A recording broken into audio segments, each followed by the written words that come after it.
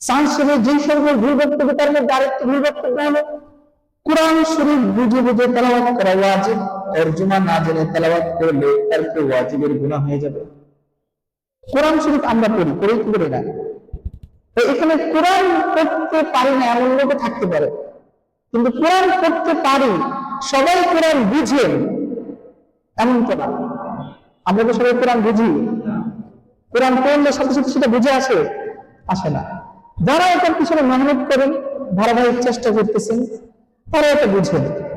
তিনি বলছেন যে কোরআন অর্থ বুঝে পড়া ওয়াজিব। তাহলে কি হলো? নবীজি কি বলবেন?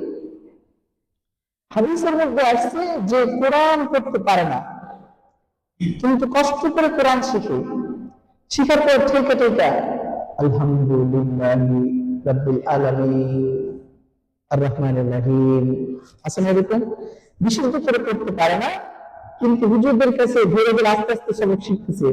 কুল্লাহু আহাদ আল্লাহুস সামাদ, তিনি বলেন লা ইলাহা ইল্লাল্লাহ। আছে কিনা নাই? কিন্তু সে কি করছে? চেষ্টা করছে। নবীজি বলেন যে মুসলমান কোরআন পড়তে পারে না, কিন্তু কোরআন শিখতে শুরু করলো। হুজুরদের কাছে, ইমামদের কাছে, হাফেজ সাহেবের কাছে গিয়ে, হুজুর আমি কোরআন পড়তে পারি না, আমাকে একটু কোরআন শিখিয়ে দেন। কোরআন শিখা শুরু করলো। তারপর কোরআনের প্রতি তার ভালোবাসা এমন হয়ে গেছে, প্রতিদিন সে কোরআন পড়ার চেষ্টা করে, কিন্তু করতে গিয়ে ভুল করে, ঠেকে যায়, আটকা যায়, কখনো কখনো শব্দ হেরফের হয়ে যায়। আমার আল্লাহর তার প্রতি এত খুশি হয়ে যায়, যারা কোরআন ভালো করে পড়তে পারে তাদের তো সওয়াব আছে, কিন্তু যারা ঠেকে ঠেকে কোরআন পড়ে, বিশ্বনবী মুহাম্মদুর রাসূলুল্লাহ সাল্লাল্লাহু আলাইহি ওয়াসাল্লাম বলেন, আমার রব্বুল আলামিন তারা আমলনামায় দ্বিগুণ সওয়াব লিখে দেয়। একটা মানে কোরআন তেলাওয়াত করতেছে বলছে, আরেকটা হলো ভুল হওয়া সত্ত্বেও সে যে ঠেকে ঠেকে কষ্ট করে কোরআন পড়তেছে, এটার জন্য আল্লাহ পাক আলাদা সওয়াব দিয়ে দেন। এখানে তো আল্লাহ সুবহানাহু ওয়া তাআলা বলেন নাই যে কোরআন যখন পড়বে ঠেকে ঠেকে পড়বে, বুঝে বুঝে পড়তে হবে, এই কথা বলছেন নাকি? আরো স্পষ্ট করে দিই, নবীজি বলেন মান ক্বারা হারফান মিনাল কুরআন, যে ব্যক্তি কোরআনের একটি হরফ পড়বে তার জন্য 10টি নেকি হবে। কয়টি নেকি?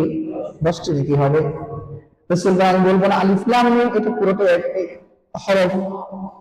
বুঝে বলেন আমরা যে পবিত্র কোরআনের সূরাতুল বাকারা শুরু হয়েছে কি দিয়া? যারা কোরআন আমার সাথে পড়েন, আউযু বিল্লাহি মিনাশ শাইতানির রাজীম,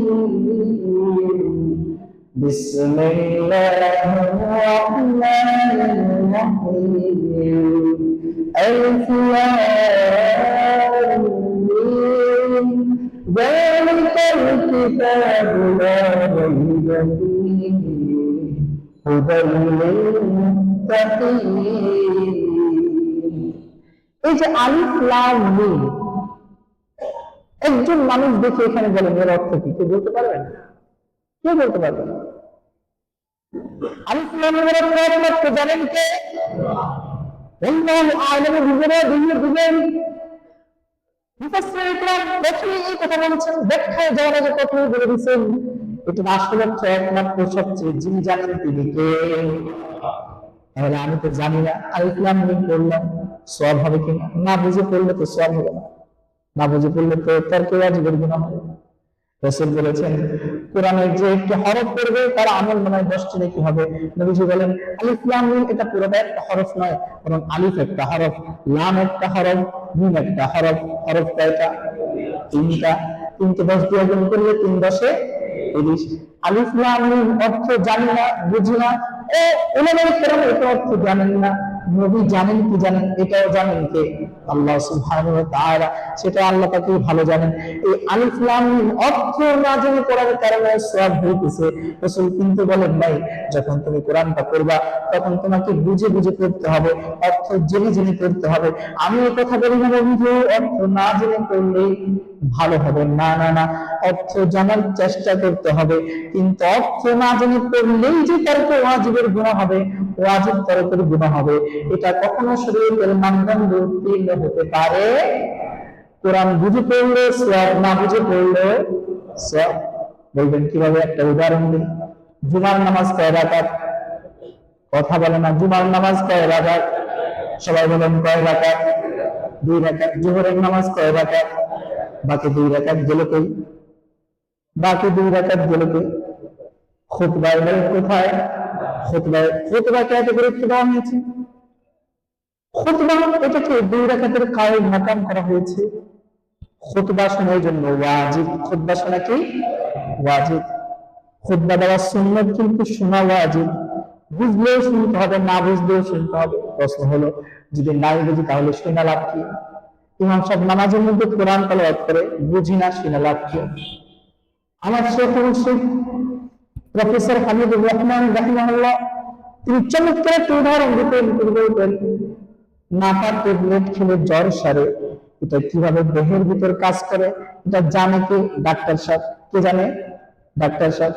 আমরা যারা পাবলিক রাস্তায় ঘুরে ফিরি কিংবা সাধারণ সায়েন্স নিয়ে, মেডিকেল সায়েন্স নিয়ে পড়াশোনা করে নেই, তাদের পক্ষে নাপা কিভাবে কাজ করে, স্যাকলো কিভাবে কাজ করে, অ্যান্টামিক কিভাবে কাজ করে, অ্যান্টাসিড কিভাবে কাজ করে, এগুলো আমাদের জন্য জানা সম্ভব নয়, কিংবা জানলেও দেরি হবে, আমরা জানি না।